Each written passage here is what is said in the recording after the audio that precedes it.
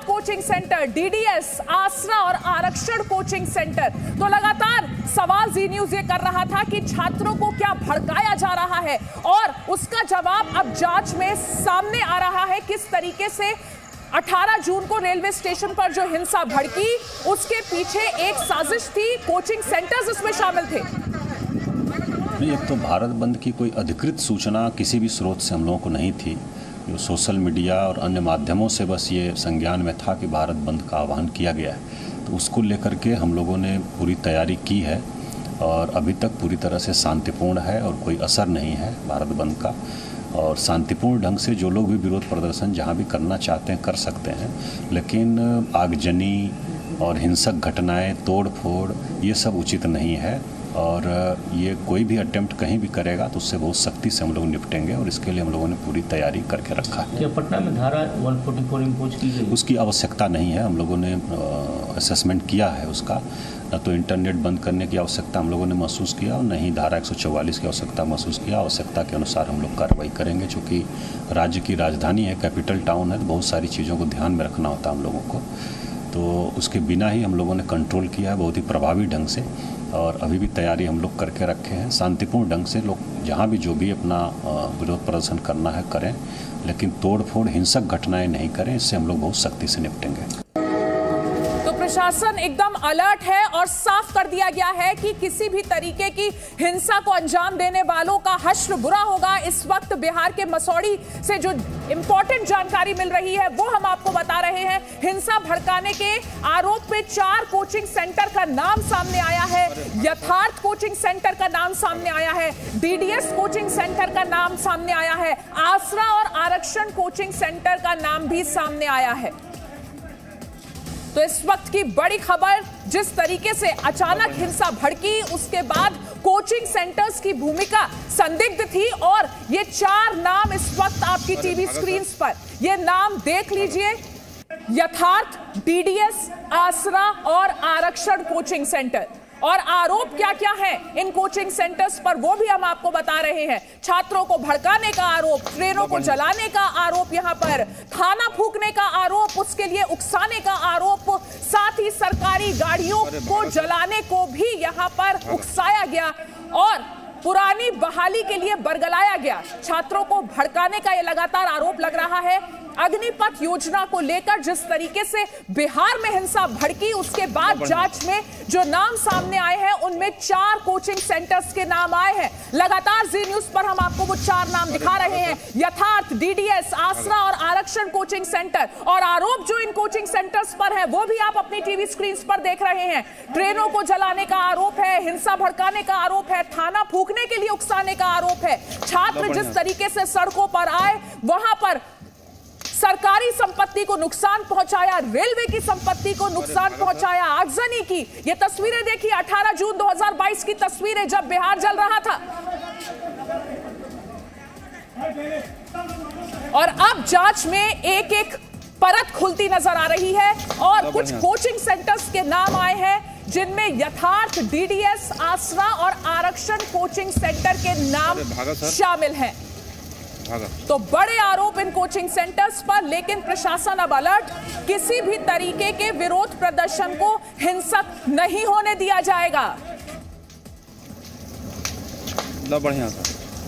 तो बिहार के मसौड़ी से इस वक्त की ये बेहद बड़ी खबर, हिंसा भड़काने के आरोप में कुछ कोचिंग सेंटर्स के नाम सामने आए हैं जो इस वक्त जी न्यूज पर आप देख रहे हैं। 4 कोचिंग सेंटर के नाम इसमें शामिल हैं। 18 जून को रेलवे स्टेशन पर जिस तरीके से हिंसा भड़की, आगजनी की घटनाएं हुई, उनमें इन कोचिंग सेंटर्स के शामिल होने की जानकारी मिली है।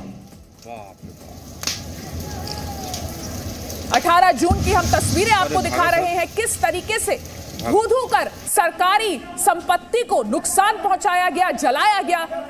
और अब जो जानकारी मिल रही है उसके मुताबिक छात्रों को उकसाने का आरोप कुछ कोचिंग सेंटर्स पर लगा है। और ये आपके सामने कोचिंग सेंटर्स के नाम और जो इन पर आरोप है, दोनों आपके सामने हैं। कोचिंग सेंटर्स के नाम हम आपको बता रहे हैं, यथार्थ, डीडीएस, आसरा और आरक्षण कोचिंग सेंटर। 4 कोचिंग सेंटर्स के नाम सामने आए हैं और जो इन पर आरोप लगे हैं वो भी आप अपनी टीवी स्क्रीन पर देख रहे हैं।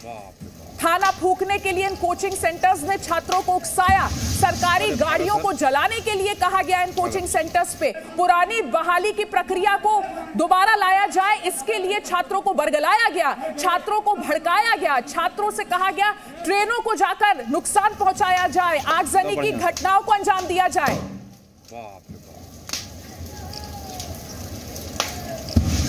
अरे भागा सर, भागा। और इस पूरे मामले पर पक्ष और विपक्ष एक दूसरे पर आरोप प्रत्यारोप कर रहे हैं, आपको वो भी सुनाते हैं। कुछ विषयों पे जिन पे राजनीति नहीं होनी चाहिए, आज हमारे देश में उन राष्ट्र नीतियों के विषय पर राजनीति हो रही है और सेना के अधिकारियों को आकर के हमें समझाना पड़ रहा है। सेना के अधिकारियों को आकर के हमें समझाना पड़ रहा है कि आगजनी और हिंसा के लिए इस देश में कोई स्थान नहीं है, हिंसा मत करिए। कहां ये गलती हुई है? ये विपक्ष कहां पथ भटक चुकी है? आखिर ये विपक्ष क्या चाहती है? कैलाश विजयवर्गीय कहते हैं कि उनको हम अपने भारतीय जनता पार्टी के कार्यालय के बाहर चौकीदारी करवाएंगे। ये अपमान क्यों करते हैं भारत के नौजवान का? ट्रेनिंग वो फौज में भर्ती होकर देश की सीमाओं की रक्षा करने की ले रहे हैं, आप उनको चौकीदारी करवाएंगे, आप उनको बाल कटवाएंगे, आप उनसे कपड़े धुलवाएंगे, आप उनको ड्राइवरी करवाएंगे। और प्रधानमंत्री ने तो पहले ही अपनी नीयत स्पष्ट कर दी थी कि पकोड़ा तलिए। और बीजेपी नेता आरपी सिंह ने विपक्ष को अग्निपथ योजना पर सियासत न करने के लिए कहा है। वहीं कांग्रेस नेता इमरान प्रतापगढ़ी ने कहा कि अग्निपथ योजना सरकार को वापस लेनी ही पड़ेगी।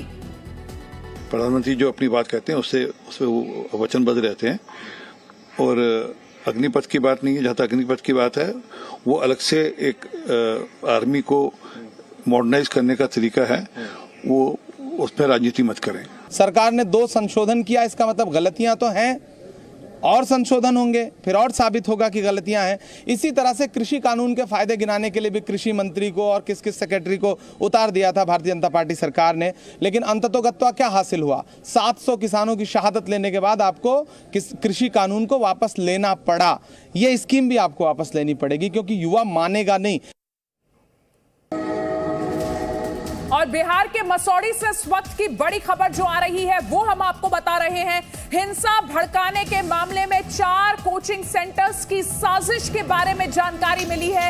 इन कोचिंग सेंटर्स के नाम भी सामने आए हैं। यथार्थ, डीडीएस, आसरा और आरक्षण कोचिंग सेंटर्स के नाम सामने आए हैं। 18 जून को मसौड़ी में रेलवे स्टेशन पर जमकर हिंसा हुई थी, जिसकी तस्वीरें आप देख रहे हैं। और इस हिंसा के पीछे 4 कोचिंग सेंटर्स शामिल थे, जिन्होंने छात्रों को भड़काया, छात्रों को उकसाया, छात्रों से रेलवे की संपत्ति को नुकसान पहुंचाने के लिए कहा, सरकारी संपत्ति को इस तरीके से जलाने के लिए उकसाया। और अब इन कोचिंग सेंटर्स के नाम भी सामने आ गए हैं जो हम आपको बता रहे हैं। यथार्थ, डीडीएस, आसरा और आरक्षण। एक छोटा सा ब्रेक यहां लेते हैं, फौरन लौटेंगे, बने रहिए हमारे साथ। की सीमाओं की रक्षा करने की ले रहे हैं, आप उनको चौकीदारी करवाएंगे, आप उनको बाल कटवाएंगे, आप उनसे कपड़े धुलवाएंगे, आप उनको ड्राइवरी करवाएंगे। और प्रधानमंत्री ने तो पहले ही अपनी नीयत स्पष्ट कर दी थी कि पकोड़ा तलिए। एक बार फिर हाजिर हैं बड़ी खबर लेकर। अग्निपथ विरोध के अलर्ट पर भारी जाम लगा हुआ है दिल्ली गुरुग्राम एक्सप्रेसवे पर। इस वक्त की बड़ी जानकारी आपके लिए यही है, दिल्ली गुरुग्राम एक्सप्रेसवे पर भारी जाम लग गया है और उसकी वजह है अग्निपथ विरोध का अलर्ट। अलर्ट जारी किया गया कि अग्निपथ योजना के विरोध में हंगामा हो सकता है, कोई अप्रिय घटना अंजाम दी जा सकती है, जिसके बाद चेकिंग अभियान शुरू किया गया। और चेकिंग की वजह से दिल्ली गुरुग्राम एक्सप्रेसवे पर भारी जाम लग गया है। कई घंटों से धीमी गति में ही गाड़ियां चल रही हैं, बहुत धीमे धीमे ये गाड़ियां यहां से गुजर रही हैं और गाड़ियों की कतार लगातार बढ़ती जा रही है। पुलिस बॉर्डर पर कड़ी चेकिंग कर रही है। दिल्ली गुरुग्राम बॉर्डर पर हजारों गाड़ियों की कतार लगी हुई है और ऑफिस जाने वाले लोग बॉर्डर पर ही फंसे हुए हैं। अब जरा ये 7 तस्वीरें इस वक्त आप देखिए। सुरक्षा को लेकर हाई अलर्ट है, रैपिड एक्शन फोर्स के जवान तैनात किए गए हैं। इसके अलावा गुरुग्राम में भारी जाम लगा हुआ है, रेलवे स्टेशनों पर सुरक्षा बढ़ा दी गई है। पटना में, अमृतसर में देखिए किस तरह से पुलिस फोर्स मार्च कर रही है स्टेशन के अंदर। और दूसरी तस्वीर जो आप